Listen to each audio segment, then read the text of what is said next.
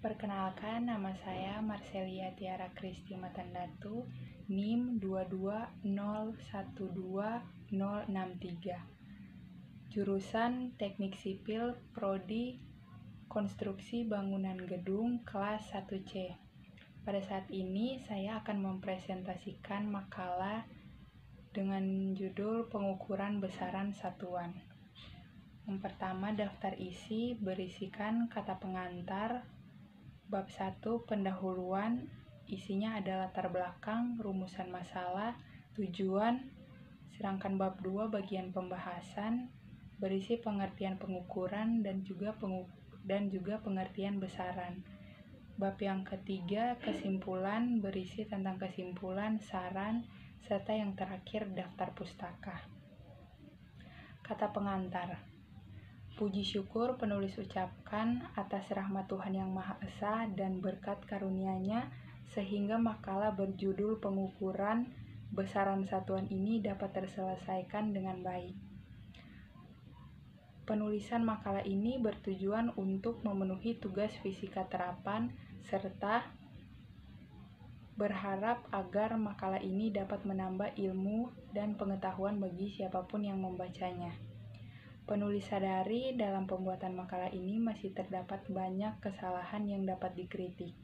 Oleh sebab itu, penulis mengharapkan kritik dan saran bagi pembaca makalah ini. Manado, 22 Agustus 2022, penulis Marcelia Tiara Kristi Matandatu. Bab 1 pendahuluan ada latar belakang. Fisika adalah ilmu yang mempelajari gejala-gejala alam dari segi materi dan energinya. Fisika adalah bangun pengetahuan yang menggambarkan usaha, temuan, wawasan, dan kreativitas serta sifat kolektif dari umat manusia. Wartono 2003. Sedangkan menurut Mudilarto 2010, fisika sebagai ilmu dasar yang memiliki karakteristik yang mencakup bangun ilmu yang terdiri atas fakta, konsep, prinsip, hukum, postulat, dan teori serta metodologi keilmuan. Di dalam fisika ada yang namanya pengukuran besaran satuan, yaitu besaran adalah gejala sesuatu yang dapat diukur dan dinyatakan dengan angka serta diikuti dengan satuan. Sementara itu, satuan adalah segala sesuatu yang digunakan untuk menyatakan hasil pengukuran atau perbandingan dalam suatu pengukuran tertentu. Yang kedua, rumusan masalah. 1. Apakah yang dimaksud dengan pengukuran? 2. Apakah yang dimaksud dengan besaran satuan? Yang ketiga, tujuan dari pembuatan makalah ini. Yang pertama, untuk mengetahui apa yang dimaksud dengan pengukuran, serta yang kedua untuk mengetahui apa yang dimaksud dengan besaran satuan. Bab 2 pembahasan, kita masuk ke pengertian pengukuran. Pengukuran adalah suatu proses membandingkan sesuatu yang diukur dengan sesuatu yang lain sebagai pengukuran yang dijadikan sebagai acuan. Dengan kata lain, pengertian pengukuran ialah proses membandingkan suatu besaran dengan besaran lain yang digunakan sebagai suatu ilmu satuan. Sesuatu yang dapat diukur dan dapat dinyatakan dengan angka itu disebut sebagai satuan, besaran, Sedangkan pembanding dalam suatu pengukuran disebut satuan. Satuan yang digunakan untuk melakukan pengukuran dengan hasil yang sama atau tetap untuk semua orang disebut satuan baku. Sedangkan satuan yang digunakan untuk melakukan pengukuran dengan hasil yang tidak sama untuk orang yang berlainan disebut satuan tidak baku. Berikut ini adalah pengukuran besaran-besaran fisika meliputi panjang, massa, waktu, dan suhu. Yang pertama ada pengukuran panjang, itu ada mistar. Mistar atau yang biasa disebut dengan penggaris memiliki skala terkecil yaitu 1 mm, sehingga ketelitian mistar 0,5 mm atau 0,05 cm. Seperti yang tertera pada contoh, Hasil pengukuran sama dengan 3,1 kurang 0,3, hasilnya sama dengan 2,8 cm. Penulisan hasil ukur sama dengan 2,8 sama dengan 0,05 cm. Yang kedua ada jangka sorong. Jangka sorong ini memiliki 0,1 mm atau 0,01 cm. Dengan demikian, jangka sorong memiliki ketelitian lebih baik daripada mistar. Seperti yang ada pada gambar, berdasarkan gambar di atas, skala utamanya itu sama dengan 0,3 meter.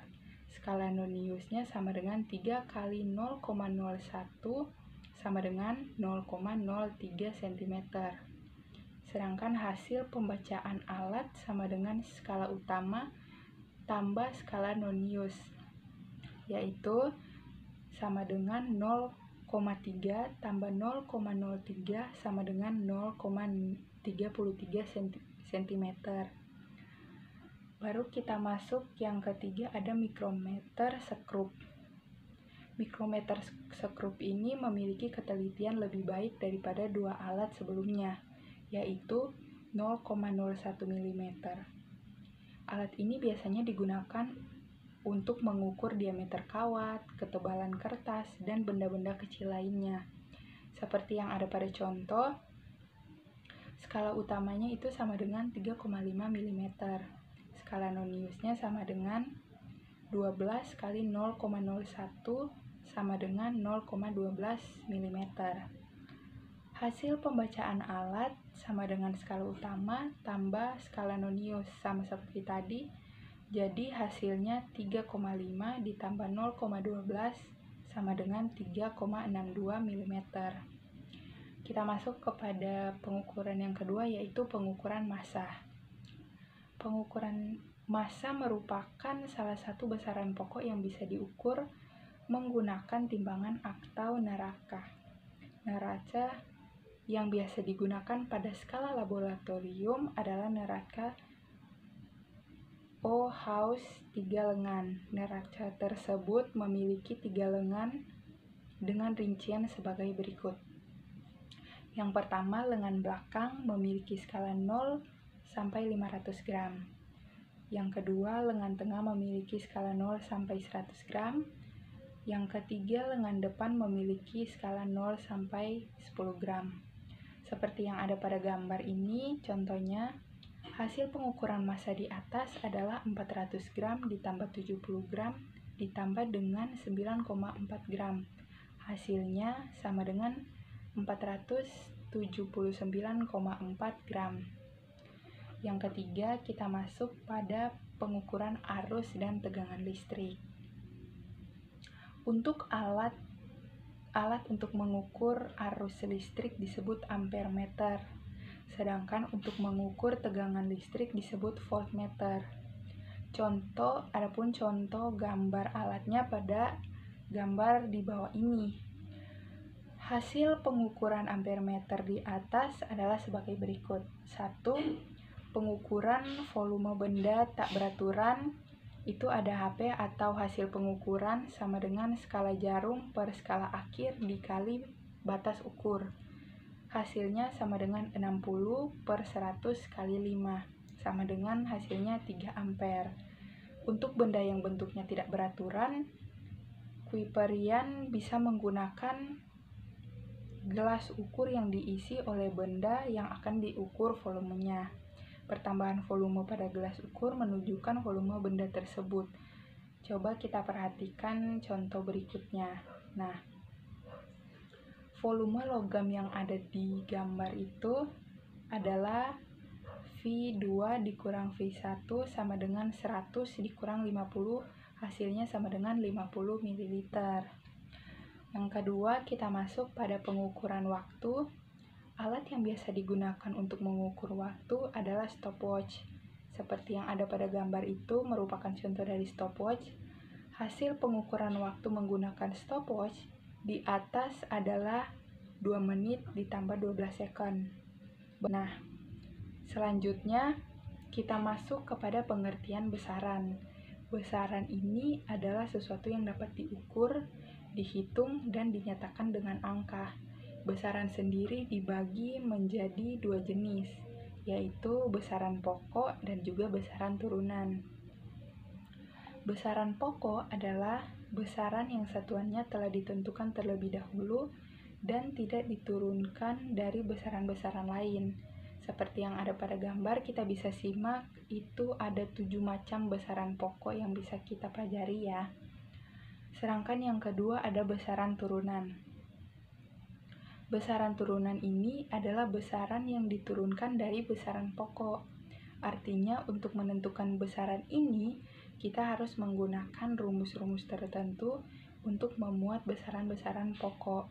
Contoh besaran turunan itu ialah luas, volume, kecepatan, gaya, usaha, energi, percepatan, dan lain sebagainya. Kita masuk pada bab yang terakhir, yaitu bab penutup. Kesimpulan yang dapat kita ambil dari materi yang sebelumnya yaitu: pertama, pengukuran merupakan proses membandingkan suatu besaran yang diukur menggunakan besaran lain yang sudah ditentukan skala dan satuannya. Yang kedua, besaran adalah sesuatu yang dapat diukur, dihitung, dan dinyatakan dengan angka. Besaran sendiri dibagi menjadi dua jenis, yaitu ada besaran pokok dan juga besaran turunan. Yang ketiga, dasaran dari uraian materi di atas, saya sebagai penulis menyadari terdapat banyak kekurangan mulai dari pendalaman materi maupun dari segi penyajian. Oleh karena itu, kritik dan saran yang membangun dari semua yang sudah menonton video presentasi ini akan amat sangat dibutuhkan. Sekian presentasi dari saya. Terima kasih.